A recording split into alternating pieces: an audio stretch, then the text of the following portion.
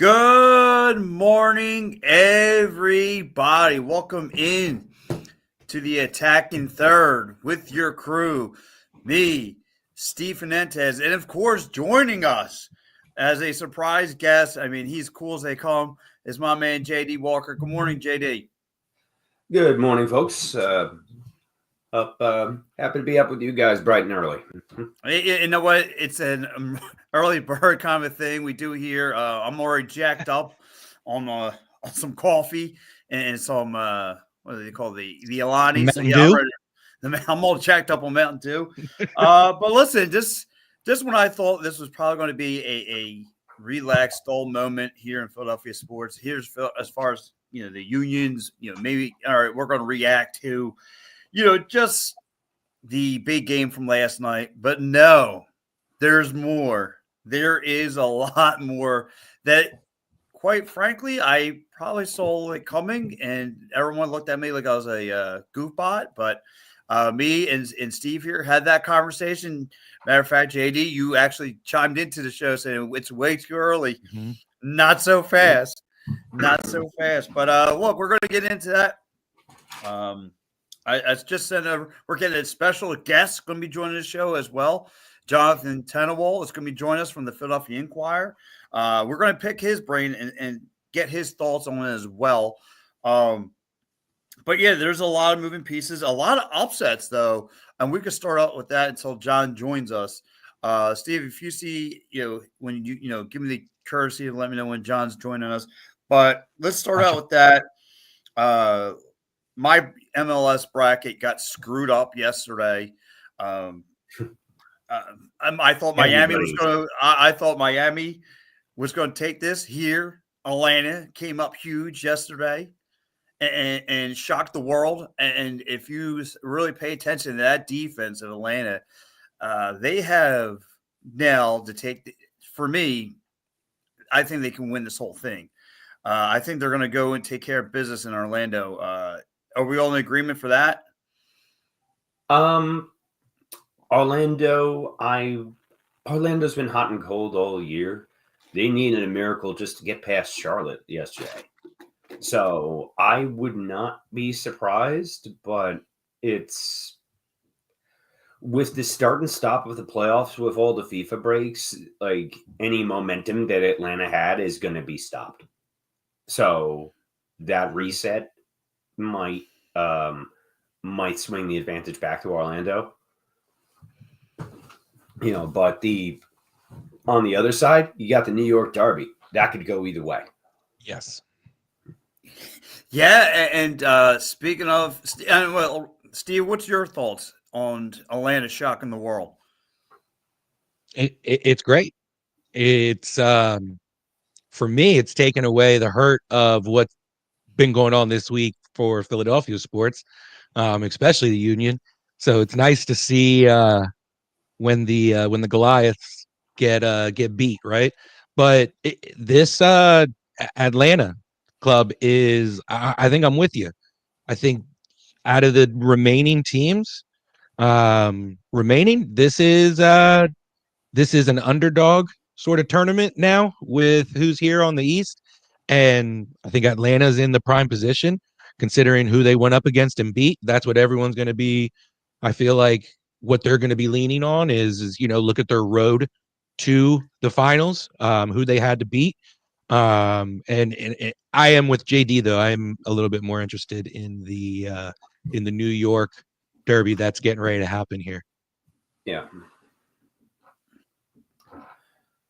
And yeah, same. I think that New York matchup between NYC and the Red Bulls, I think that's going to be great. Definitely. It'll be interesting to see where they play it, probably because I think NYCFC is the higher seed, but it's always an adventure with stadium. But the baseball teams don't need it anymore. But I'm expecting that game to be at Citi Field and not Yankee Stadium. I don't think. But who knows? And then for the West, I think I think it's all LAFC. I think they're gonna cruise control into it. I know, no disrespect to the Galaxy or anything like that, but I think in the West, Oh, it's and no disrespect to your Sounders, no disrespect to your Sounders, Pat, but yes, yes, I yes, I yeah. think that LAFC has it. I think Uh, the East is where everyone's going to be paying attention to now. LAFC yeah. in Seattle are playing for what, like the 18th time this season. So, Yes. between Leagues Cup, between Leagues Cup, Open Cup, the the West, and now the playoffs. That's like the time that's like the time a few years ago that the Union played New England like 10 times. Yeah. Yeah, according to Angry Anthony, my CL Sanders are going to rock this thing. But, it's like I said, it's going to be interesting, though, because, again, like this Minnesota team came out of nowhere. So I'm kind of intrigued to see how far they can go. But then again, this LA Galaxy team, I had Colorado being a dark horse, and no, they got stomped. So again, it's a very interesting matchup. Again, so it's going to be interesting to see down the stretch. I'm never going to give another prediction out because I'm a loser, and everything I say just turns to dog poop. So I refuse to give any more predictions. So, but what happened? Let's talk about a little bit what happened last night, because I could have sworn this Philadelphia Union 2 team was going to win the whole thing. I mean, 2 goals under 20 minutes. Marcus Anderson doing his thing again, coming up huge. And then the team late in the second fall apart. And, man, such a crusher, because I thought we were going to have a Philly champion crowned. And, look, great run. But, man, does this suck. And, Steve, I'll go to you. Your thoughts. Yeah, it kind of gave flashbacks a little bit of the senior team and how exactly the second half went. 2-0 lead is a pretty scary lead to have in the sport of soccer, It's the and most dangerous they league in sports. yep, and exactly what North Texas needed to do. I mean, they're a hell of a team. Some of those goals were, Andrew Rick wasn't, going to be able to get to some of them. And they turned it up in the second half. And it was that's what was frustrating to watch. Then you got the red card from Makana in the, what was it, like the 75th minute, I think. So Yeah, there's like 15. that was tough, and Yeah. I understand. I thought that was a yellow card for sure. Red I felt was a bit extreme, but still within the rule. I get the interpretation of the rule to give that straight red, but it was just it was a dumb boneheaded play by Makanya. But it was one of those things. It was a call that could have gone either way. It sucks that it was a straight red, but it was not a valid play on the ball, and it was just straight up. That was the kind of thing that'd be defensive holding or pass interference in the NFL. So yeah, I get it. Yep. There was a lot of plays like that last night where it's just like okay, Steve, no card for that, but that'd be 10 yards and a first down in other sports. Oh yeah, 100%. Yes, and Steve, like you said, like to me, towards that tail end of that game, like I felt like, I don't know, I don't want to say the Union took their foot off the gas pedal, but it shows you why Texas was in the championship game. It shows you why they won it, because they didn't take their foot off the gas pedal. They applied pressure. Those couple of goals, they caught Philadelphia Union by surprise. I mean, a couple of them came through the back door, leaving guys unguarded. And that's how they won this thing. And, of course, you got the penalty kick, all that stuff. The Union get the red card, all that stuff. Like everything was going wrong for this team to be stripped away. And like I said, it sucks, but it shows you why. As much as I had my blue sunglasses on for this Philadelphia Union 2 team, and I was so fully behind the Marvin LeBlanc run that took place, and maybe he runs it back unless he gets picked up by another club, which I wouldn't be surprised.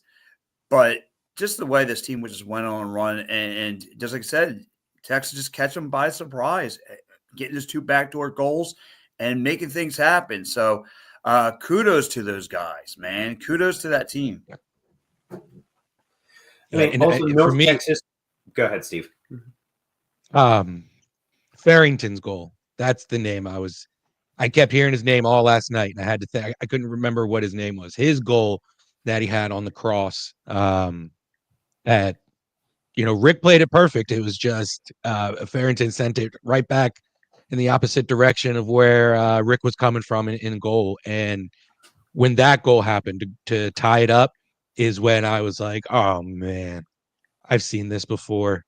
And this hurts. Like are they watching the senior club even in moments like this? And they're just wash, rinse, repeat for the Union. Yeah, I mean, it was a tale of two halves in that game, and it's also worth noting that North Texas was also one of the best teams in MLS Next Pro throughout the season. So it's not like they just lost to a plucky upstart. They hosted the game in Briscoe, Texas, for a reason. And that's why it was there and not up here at Subaru Park. They're no slouches, and there's a lot of talent in the Dallas organization, and we saw it on display. Last night. The inability to play a full 90 was a surprise for the Union, but yes, there was some uneven officiating, but also you need to play a full 90 minutes, and the Baby Snakes just did not do that. No, it's crazy. Unfortunately, it is what it is. Again, great playmaking. I give Marcus his due. I think he did it great. Again, just being low around the opposition goalie, just doing his thing, trying to make plays, etc. I think him and Christopher Alney have been your MVP caliber players throughout for the Philadelphia Union 2 through this run. Have been tremendous. Chris Alney coming up clutch in a couple of games.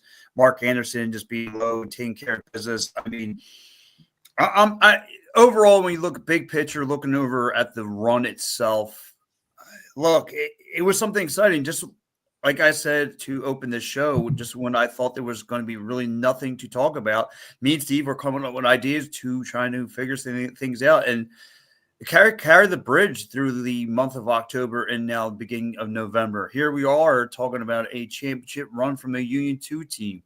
But, if you caught a lot of their games last year, you kind of saw the upside from this team. You kind of saw a little bit Marvin LeBlanc, and he's just what the Philadelphia Bill fits, right? He fits the Philadelphia Bill, rather.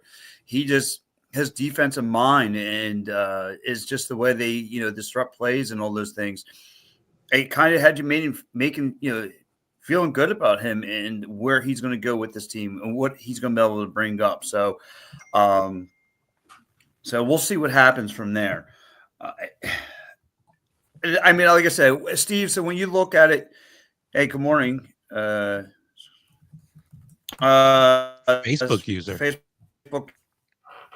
user said,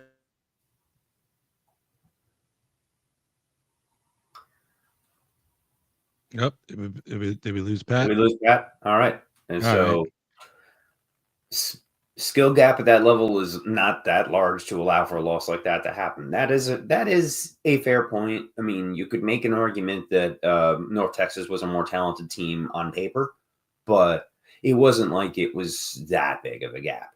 So, and I forget what the comment was before about going from 2-0 to 3-2 being inexcusable. A strong team for sure, but going up 2-0 to lose 3-2 is awful. That's something that both Union and Union 2 just constantly seem to pull. Yeah, and I had that same feeling in the second half, like, oh, they're just doing what the first team does now. And this is it was tough. It was tough, but I was going to say some of those goals were just bangers. You were down at Union Yards for the watch party. What was the vibe like down there? It looked like from the videos you were sending and some of the pics. There's a decent crowd there.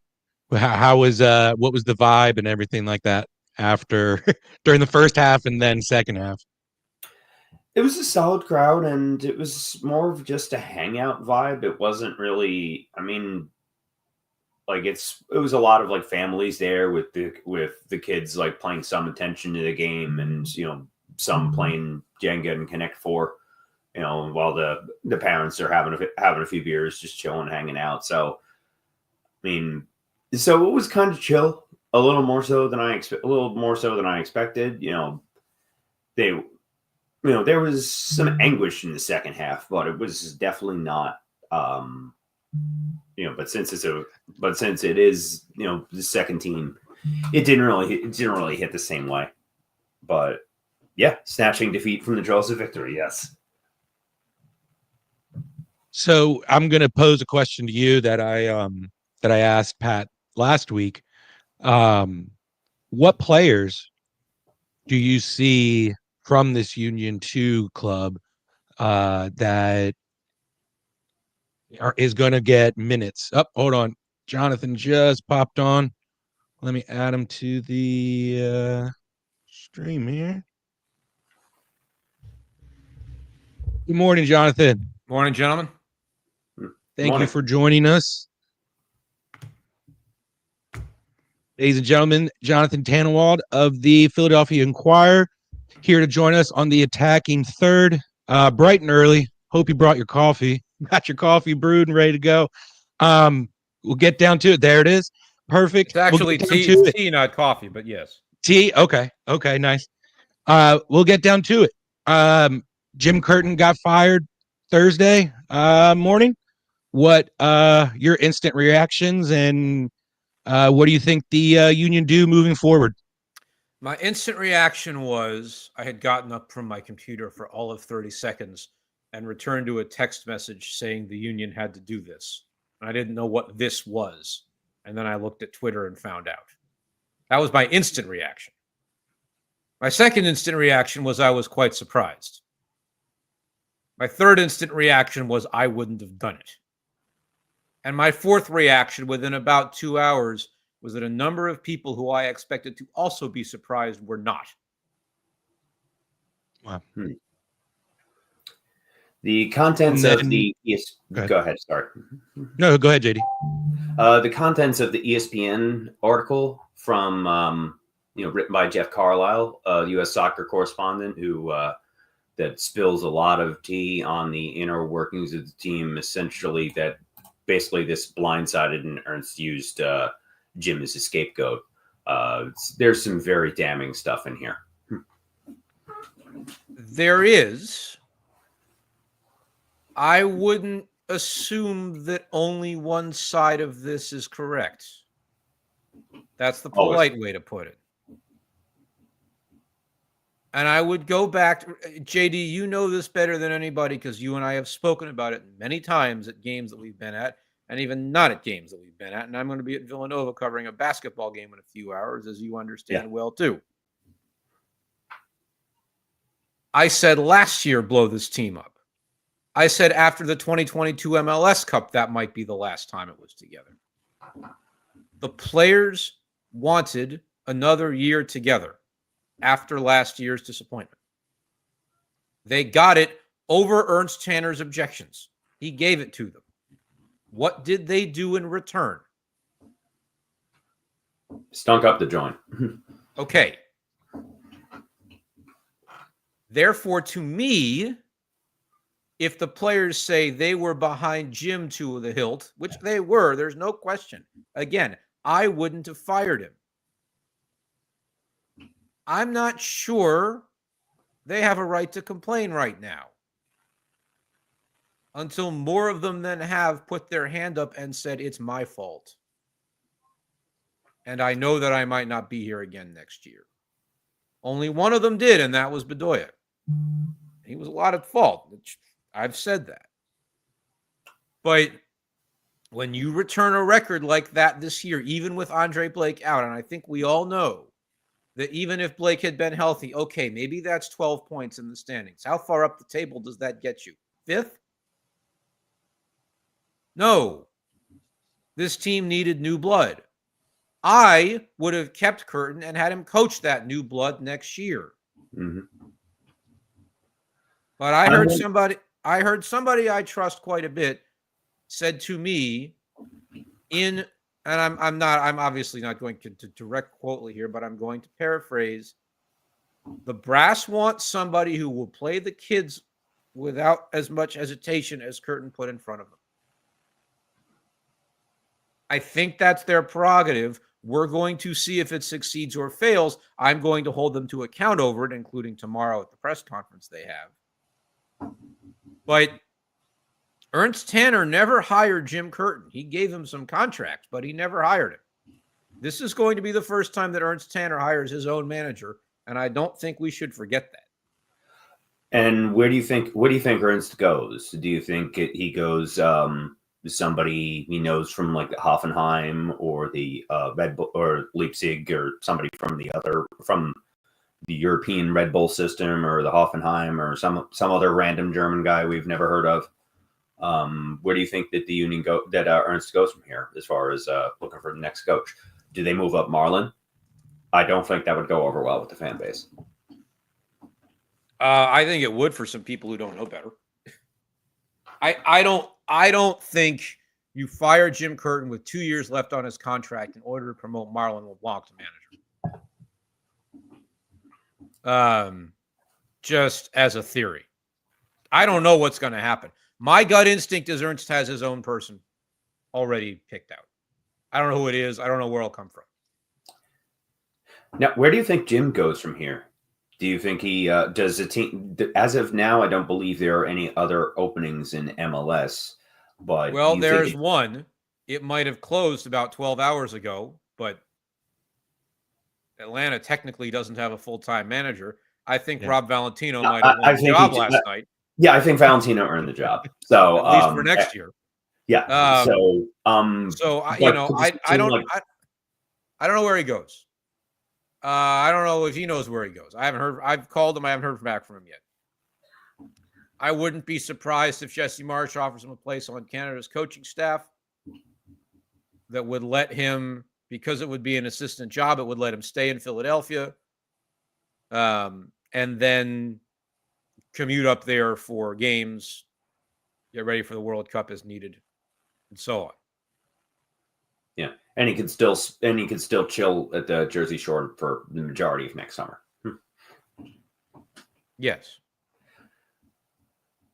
Yeah, because as far as an I wouldn't be surprised if a team like, say, RSL, as an example, makes a move and gets rid of their coach because of how much they underachieved and tries to go after and maybe makes a run at Jim. Could you see something like that happening? You know, after how they got upset in the first round of the playoffs with as good of a team as they had, would they go after Jim, you think? I'd be surprised. I'd be very surprised if that specifically is the outcome. Given that that's the best RSL's done in years, isn't it?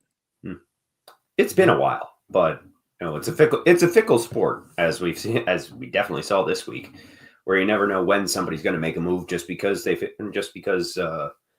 like it. Now, regarding the there seems to be a lot from this ESPN article. It sounds like there's a lot of internal friction as far as, you know, Jim versus Ernst, you know, and people inside the organization taking sides one way or the other. You heard enough games. Yeah. Seems. So just, of course there is. Yeah.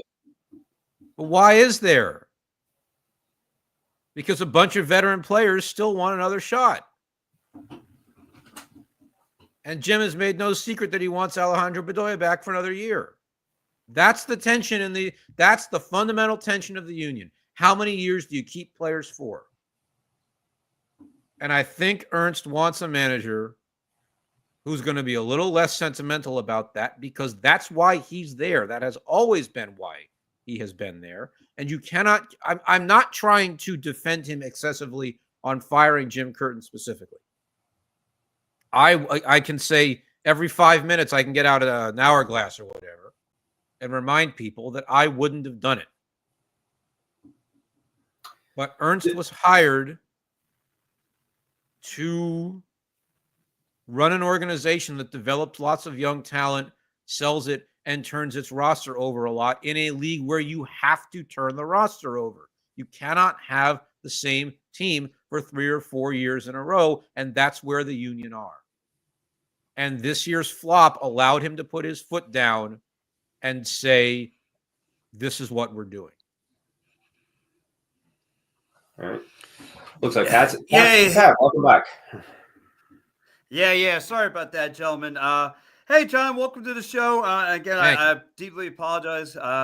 John, look, it's always a pleasure talking to you. It's funny because me and Steve here had our show last week, and again, in my crystal ball of me talking about Andrew Ricketts come to fruition, and now I talk about this move with, we had a conversation because the Marvin LeBlanc run has transpired and kind of opened my eyes. Well, if he's having success and, unfortunately things didn't pan out the way Jim Curtin or the union wanted it to, is this going to raise eyebrows? Are the writing on the wall for Jim Curtin? Are they going to want to place Marvin LeBlanc? Maybe, another club in the MLS goes to pick up Marvin LeBlanc and comes back to bite us.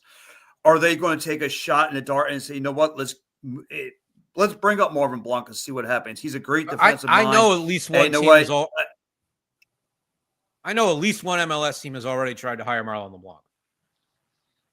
They ended up hiring somebody else. Marlon LeBlanc is a plenty well-known quantity at this point as a coach around the MLS circuit. He admitted last night he doesn't know what his future is. He spoke at length about it. The video's up on my Twitter feed. People can go watch it. Yeah, absolutely. I think. Go ahead, Pat. No, sorry, John. No, I mean, because like I said, to me, the writing was on the wall. I mean, I've seen this plenty of times in sports where, where a coach looks good in their minor league systems and their farm systems, where they decide to move on from guys. Listen, contracts are like eggs; they're meant to be broken, and they just gave Jim Curtin, I believe, this past summer, the extension, and they kind of moved on. It shows you that fast, like. The contracts, don't mean nothing. So to me, it looked like the writing on the wall. Like, okay, Marvin LeBlanc looks like he has all these young puppies bought into his system. The way that defense just disrupt plays for the opposition, their guys are all bought in. And to me, this past summer, if Andre Blake ain't around, this team's all out of whack. I mean, I've seen the Elliots of the world don't look like you don't have a thinking cap on. But when I see Andre Blake back there, everyone responds what that guy has to say. So to me, I'm like, does this team really listen to Jim Curtin or not?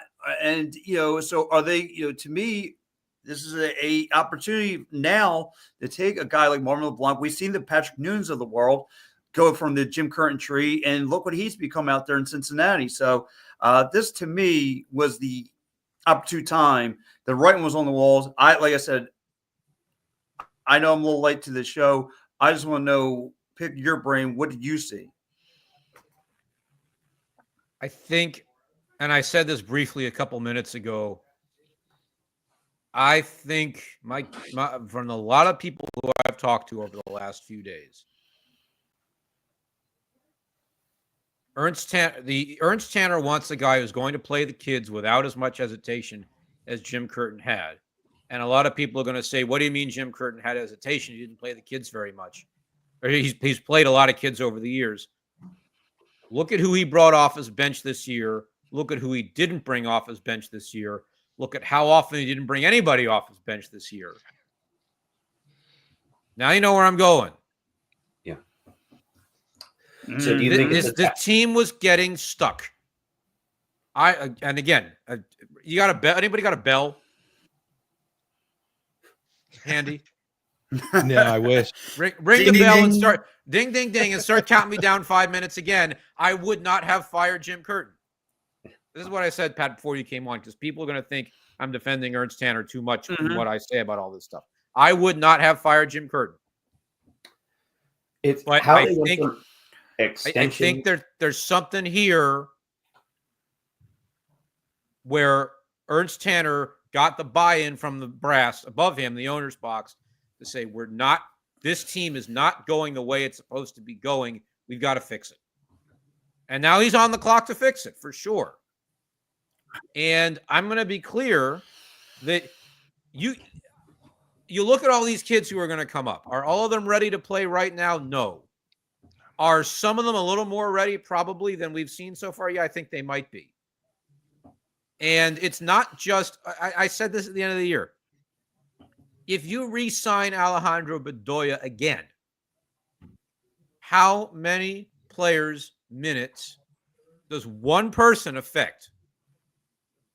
Jesus Bueno, Quinn Sullivan, Jack McGlynn, because you could play him on the right and Leon Flock on the left if you re-sign him. CJ Olney. That's 4.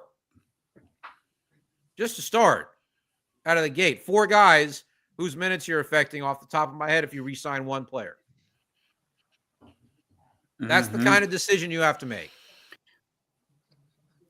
You mentioned Jonathan, what players under contract right now do you see asking for a transfer because of this firing of Jim Curtin? Well, let's see here. Let me get the list up. Can you see a move like this causing a ripple effect like that to occur? Oh, yeah. I believe that's exactly what Ernst is going for. Well, let me frame the question a different way intentionally, and it's going to answer the question by asking you another question, which you're not supposed to do, but I'm going to do it anyway. Would you trade Jacob Glesnes if you had the opportunity to? Absolutely. Okay. There's one. Yesterday. There's one. I got to think. I mean, I don't talk too much, but that's got to be one, doesn't it? That's an example. Will there be interest in these names as well, you believe? Pardon? Will there be interest in these names like the Glesnes? I mean, considering what his last image of getting an own goal, that's what everyone's going to be remembering right now him. I mean, it was also the first image of the season. Yes. Yes. Somebody who plays a different kind of soccer might be willing to do it. I don't know. Olivier Mbaizo is out of contract. Alejandro Bedoya is obviously out of contract. Jack Elliott's out of contract. I fear he's going to go. I wouldn't get rid of him yet, but they might. I've said to people, if they blow this team up, I'm not going to get picky about it. I might not like every move they make, but I'm not going to get picky about it because they should have done it after last year, and they didn't. And because of that, they now have to do something bigger. Do you think that anybody is untouchable aside from Cavan? You know, aside from homegrowns that they don't want to sell off yet. Who is there? Anybody you think that's untouchable? Let's see here. Michael Ura's contract option was hit automatically on performance metrics. I suspect he stays. I certainly think they need to sign at least one more starting caliber striker. I think this team needs to have three starting caliber strikers at the top of its depth chart. And then Nelson Pierre and Eddie Davis behind them. That's how I'd do it. If you're going to have all these kids coming up, you've got to see if they can sink or swim. So that's one who I think is staying. Who else? What about Flock? Look, I would bring him back. I don't know if they will. I haven't asked. I wouldn't want to be his agent because that's going to be a tough negotiation. But my God, I found somebody who likes Daniel Gazdag. I haven't seen that in a minute. There's some common sense he's been very polarizing. Now, there's some moves that, when taken together, seem like they don't make sense unless there's a corresponding move coming. Like, okay, they re-signed Raffanello, but Gazdag is blocking him. They re-signed Bueno, as you mentioned, the logjam in the midfield with the Bedoya situation, and he doesn't play. And how did they go? And they re-signed Jim, and then fire him to an extension, and then fire him within a few months. So that extension was not within a few months. Let's. I just remember it was earlier this season. I forget. No, well, I believe it or not, it was summer of last year. Oh, it feels like it to me too. Don't get me wrong. But, Right. Just wanted to make sure people understood that out there. Okay, I was under the impression that it was this summer, and I'm just like, and that's that's further part of it. Let's see, and to me, what, and so John.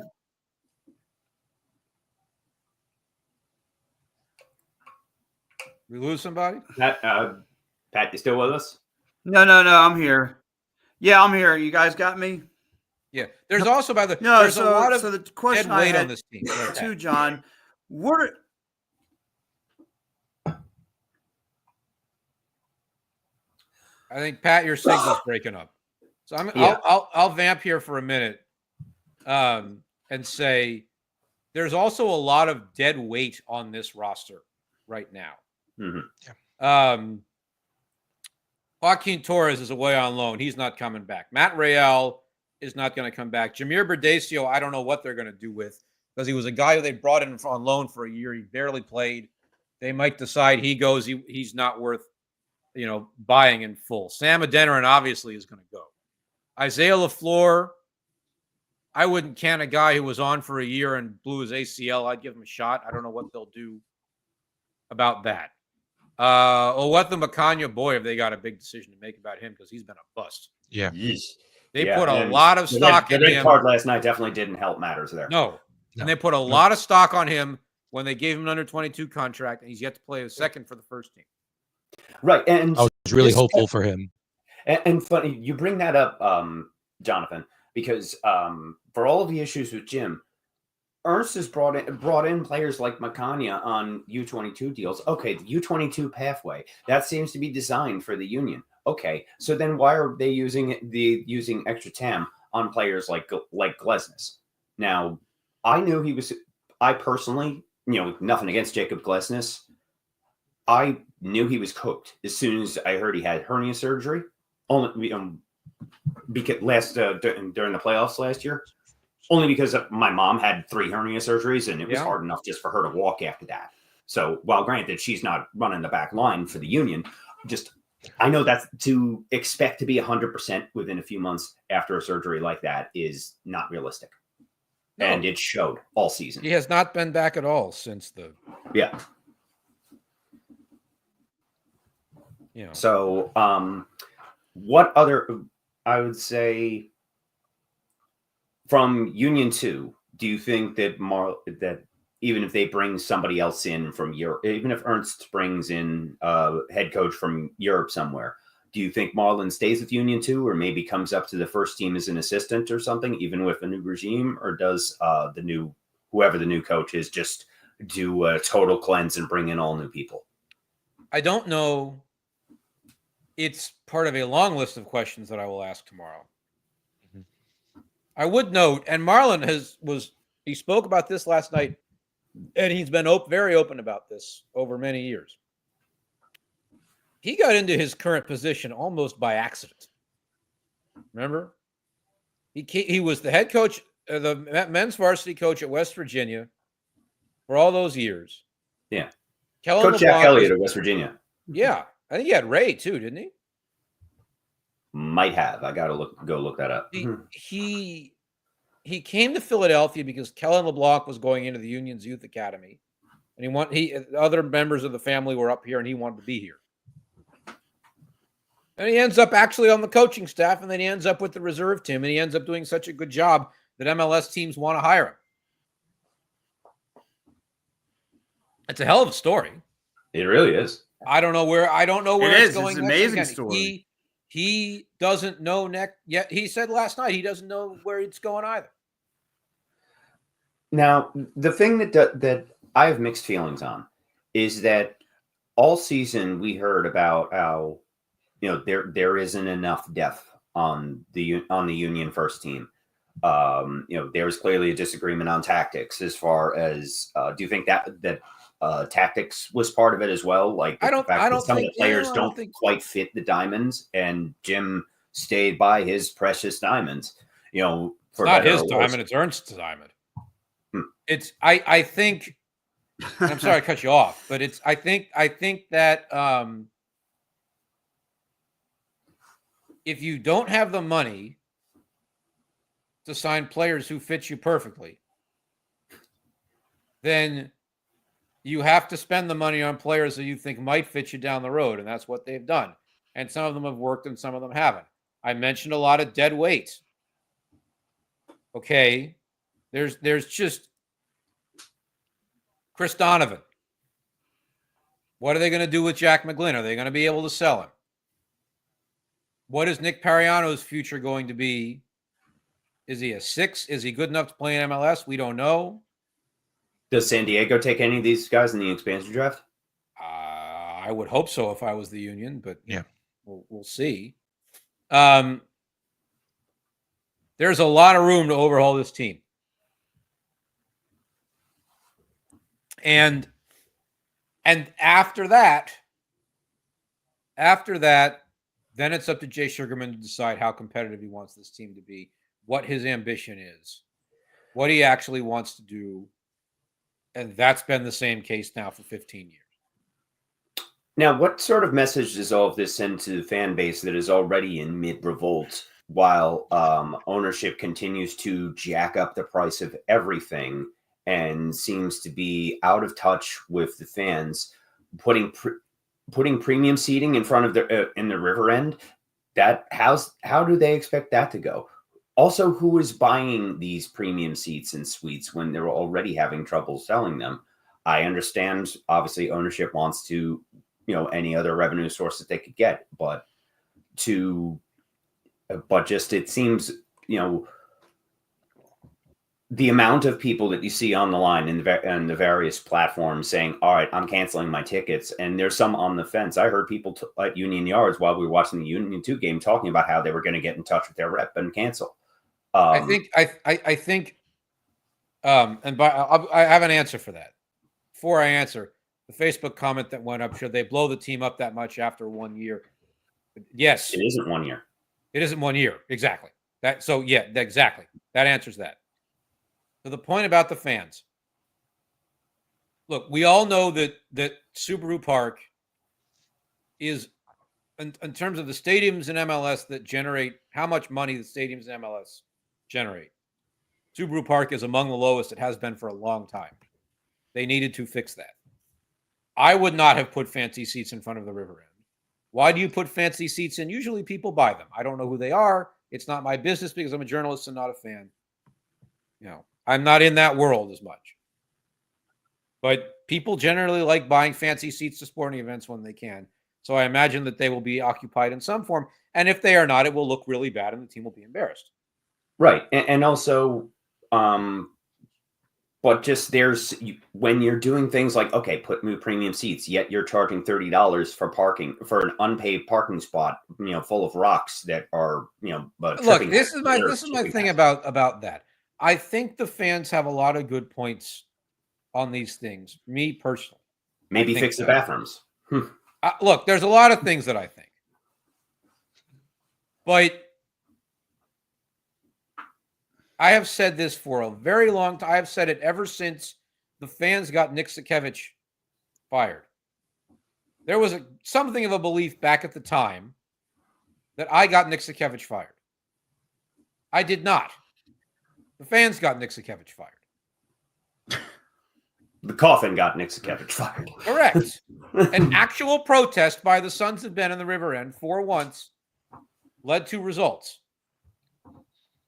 Not my business to tell the Sons of Ben what to do, I have seen 2 significant protests in the River End in 15 years covering this team. One was the coffin, and the other was the sell the team chance. So, and then the sell the team chants were quickly squashed by whatever meeting and whatever. yeah, I don't know. that's I don't also know. part of it is people don't have the money to spend on, times are tough. People aren't going to have money. I know that, but there are. Believe me when I say that on the evidence of Sixers games and Eagles games and other things that I see, there are people out there in this town. That's 400 seats total between the 2 sections. All right. They're probably going to find 400 people with the money to sit in the seats. I don't know how much of soccer fans or Union fans they are, but I suspect they're going to find the 400 people. That's just a hunch from me. That's the best way I can put it. I don't have any better way to say it.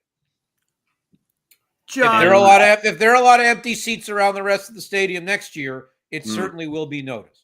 That was exactly what I was about to say. And again, I'm not a Union fan. I never have been. I'm not even from here. You guys know that. I think a lot of your listeners know that by now too. Yeah. So I've never had the attachment to the Union. I'm just finish this real quick. I've never had the attachment to the Union that a lot of other people do. It's not my business to tell the fans how to act or what to do. I will just say that when they act and when they do things and when they themselves call their ticket reps or Tim McDermott or whoever it may be, I can't make that happen. I can only say that when that happens, it has a lot more impact than my saying anything. Yeah, Jonathan, to kind of wrap things up, do you think this is the beginning of breaking news and during the fall and winter? Is this just a sign of things to come for Union off season? In terms of like getting everything done now or what? Just breaking news. There, just between players wanting out, there just being announcements and just anything with this shocking news. Do you see this being the trend for the off season for this fall and winter? I mean, look, I'm good with ripping the Band-Aid off and getting it over with at the start of it. I'll wait around, So I'm good with that. Otherwise, the season goes from what? You start in February and you end in December unless you're Inter Miami and you do what you did last night, which is one of the greatest things I've ever seen in Major League Soccer. Yeah, I guess the 3-game playoff series is going to go next year. I'll tell you. Well, so my great conspiracy theory down the stretch was that if the Union knocked Inter Miami out, that would be the end of the 3-game series. But now I can say with 100% certainty that if the first round was a 1-game series, Miami would still be alive. So, but in all seriousness, the preseason starts in January. The MLS Cup is in December. It's a year-round sport. Obviously somebody like me has the rest of the world of it to cover too. You might even say it's worth the newspaper having a soccer beat writer, but that's just my opinion. The Inquirer is lucky to have you. And I believe Pat had another question. Yeah, So John, again, you and I've been down this road. And listen, when the Union had, you are the first run-up when it comes to questions. But it's going to be weird without seeing Jim Curtin behind, because every time, even though I would just casually got into the Union, the face of the franchise was Jim Curtin. Jim Curtin has been the face of the franchise for 11 plus years. And now after 11 years, a 2-time coach of the year is now let go. Where do you think he winds up? Well, let me say, first of all, I've known Jim Curtin for even longer than that. I've known Jim almost since his playing days, because I've been doing this for so long that, guys like Chris Albright and Jim Curtin, guys from the Philly area, who were playing in MLS when I started out at the Inquirer. Those are some of the guys who I got to know. And then I knew Jim through his, and I was covering MLS for a long time before then in DC where I grew up. But I've known Jim for a long time. And you're right that he's been the face of the franchise. I will say, it's not always right that a coach is the face of the franchise in the bigger picture.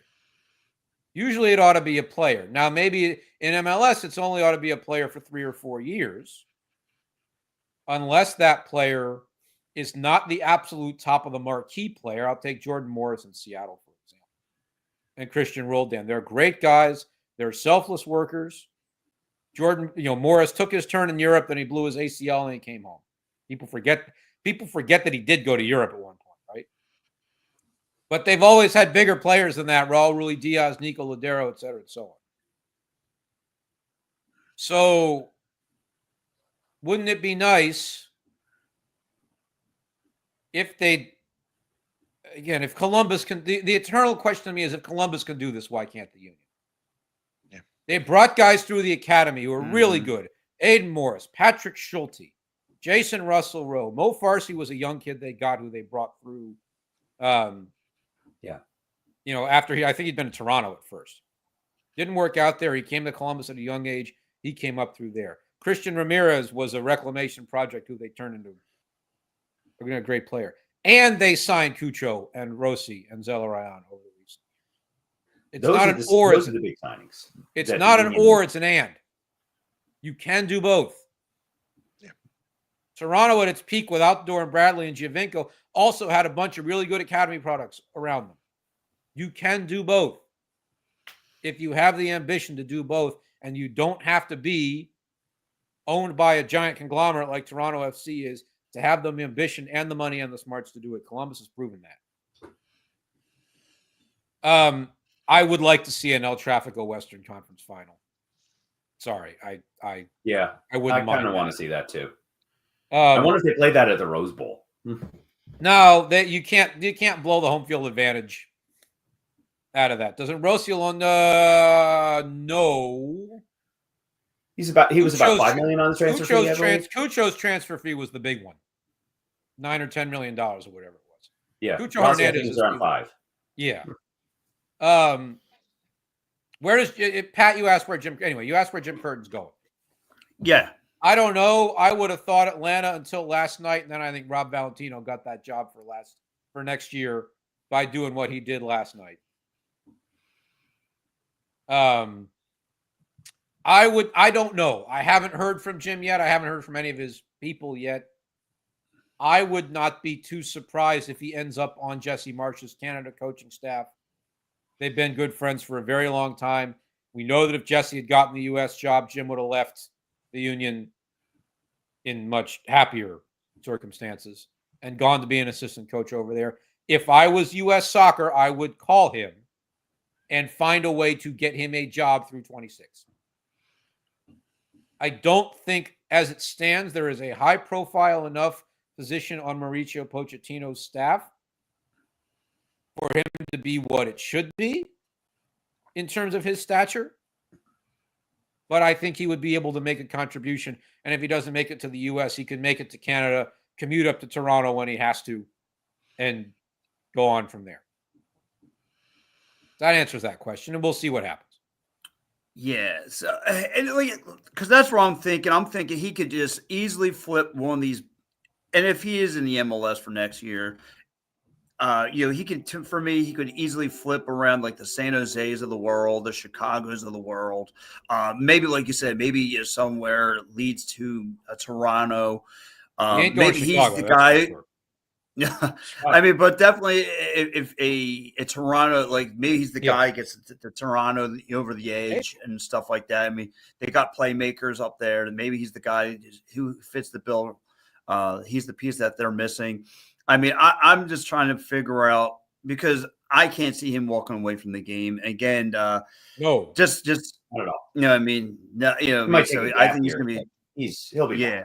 And if the funny thing is, if there had been a more amicable separation, then I'd like to think that a circumstance would have come around in a year or two where Ernst would have helped him get a job in Europe. Mm-hmm. Because I know Jim wants to coach in Europe, but he doesn't want to go until after at least one of his kids is in college. Because to the shock of the greater society, he wants to be a good father and help raise his children. Right.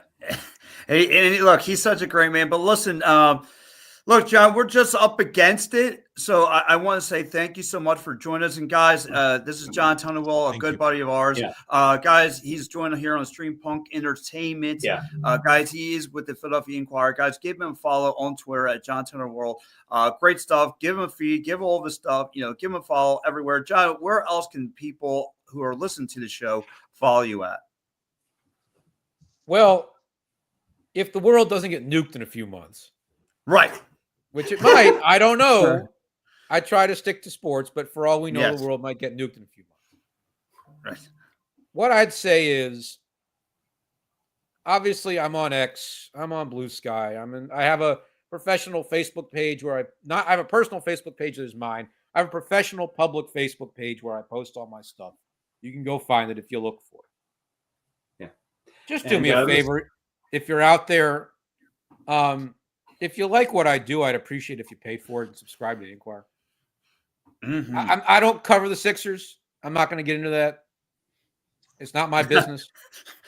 But every newspaper out there, whether it's the Inquirer, the Boston Globe, the Washington Post, the New York Times, whatever, no newspaper's ever been just one person or two people. It's all the people who work for it. Mm-hmm. So local journalism is important, especially now. Right. So if you like the rest of what we do, then weigh that against whatever you might think of one or two of my colleagues or whatever, and decide whether you're going to pay for it. That's all I'd say. And one last thing, Jonathan, before we let you go. As you mentioned, we both also cover the Big East basketball a little bit. You're going over to Villanova to cover the women's season opener versus Wake Forest. The Villanova men's team has had an up and down week and dropped one against Columbia. Yet bounced back and took care of business against NJIT. Seton Hall also lost at the buzzer to Fordham yesterday, and Butler lost to Austin Peay. I personally think that this is something. This is a product of all the player movement, and where teams are still gelling and coming together. But also, it's a bad look for Villanova, especially to lose to a team that isn't even picked to finish near the top of the Ivy. You know what I'm going to say to that. Yeah, so I know better than anybody what I'm going to say. I want the world to hear what you're about to say. What's going to happen to Kyle Neptune? Look, first of all, please continue bashing the Ivy League in basketball. I'm always happy to hear it. As somebody, I like it. I like the Ivy League. You know my background. You know how much I cover that league.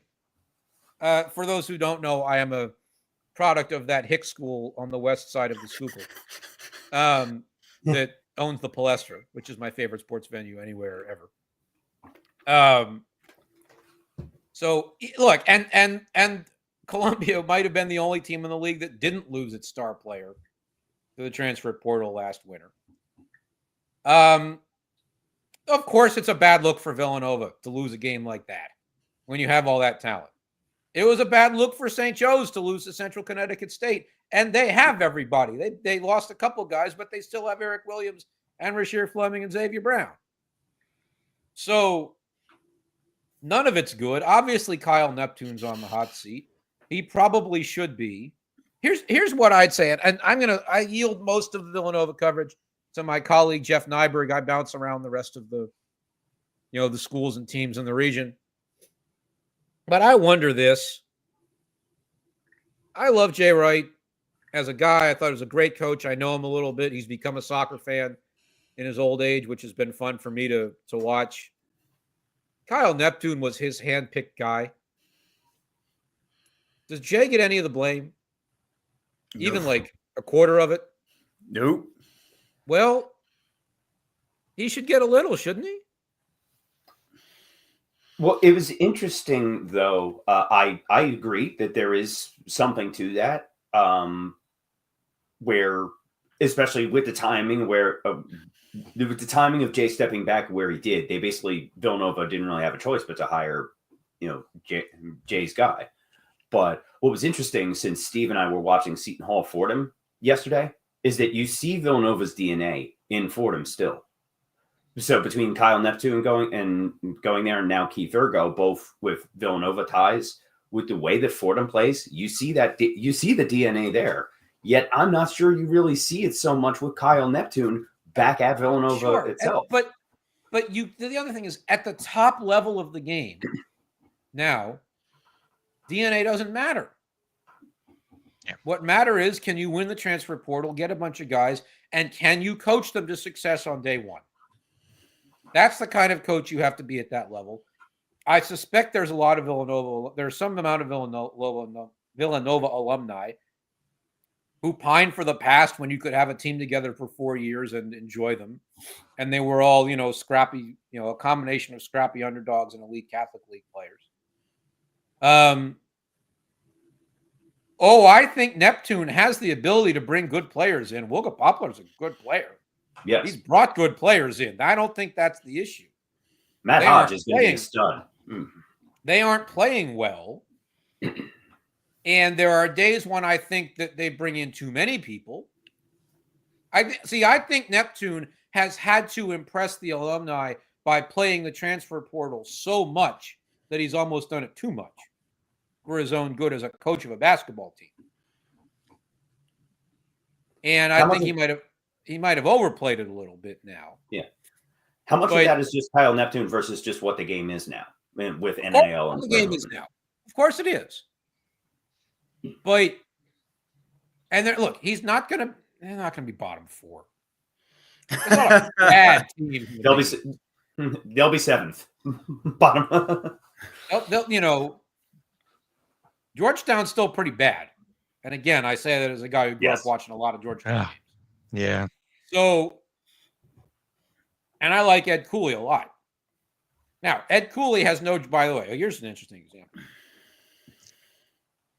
Ed Cooley has no Georgetown DNA whatsoever. Great guy. Terrific guy. Great coach.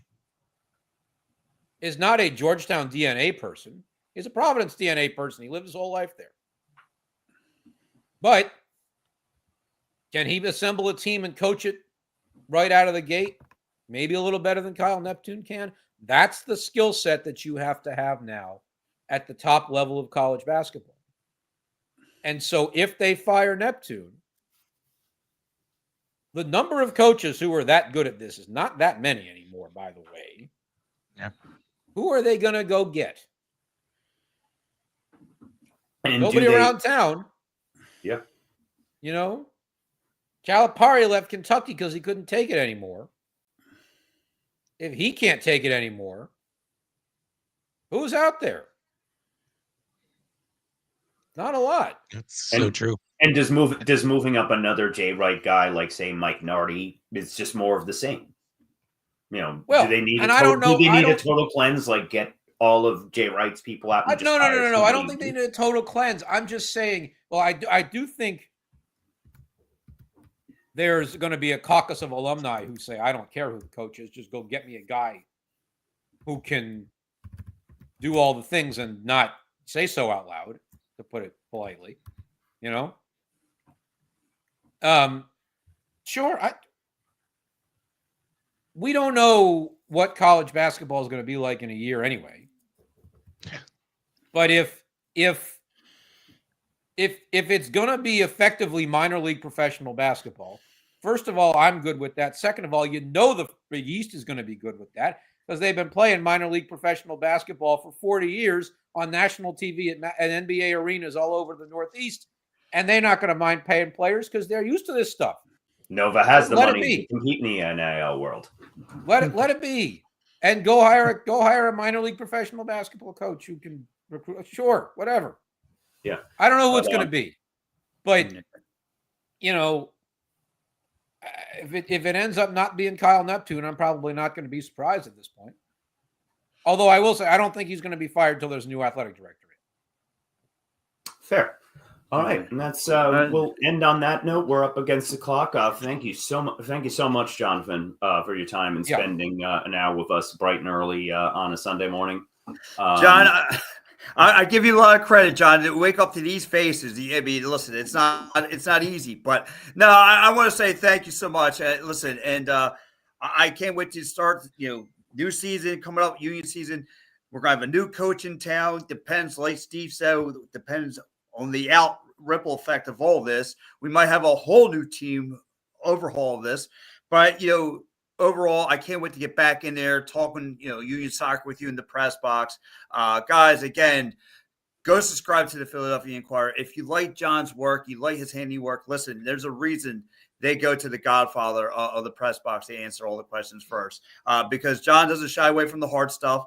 He goes right at it. The stuff you guys want to hear answered, you guys are feeling, John will be there. John is our mouthpiece. So, John, thank you so much, guys. Go follow John on X right now, guys. And John, thank you so much for hopping on this. Guys, John, turn the world, everyone. It's my pleasure. And all I can say is middle of December, I'm going on vacation for the rest of the year. I've been looking forward to it for a while. And I think I still am.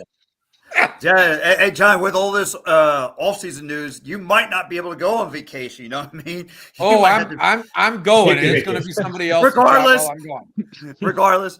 All right, guys. Thank you so much, guys. Thank you so much, Steve, John. My man JD Walker, guys. We are out here. Of course, your guy Pat Bernard. Stay tuned. We got more Philadelphia sports news and coverages to go on with my show, Pat Bernard Show, immediately after this, guys. Thank you so much. We'll catch you later.